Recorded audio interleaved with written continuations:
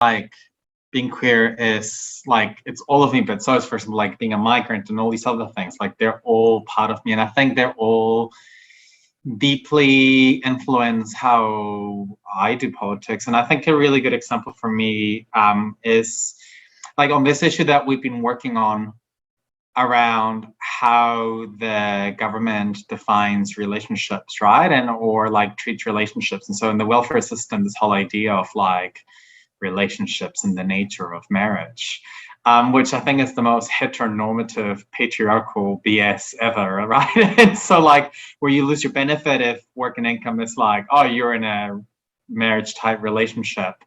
And in immigration, there's like this one, for example, that like in order to have like a partnership visa, people are required to live together. And it's like, I think of like my home country, and many constituents have written to me from countries where like being queer is deeply like unsafe and or illegal, like straight up. Like I always find it weird how when I hear about these policies, like my queerness immediately like it's like a bit in my brain that just immediately activates and just goes like, this is really weird. Like queer people would obviously be really affected by this.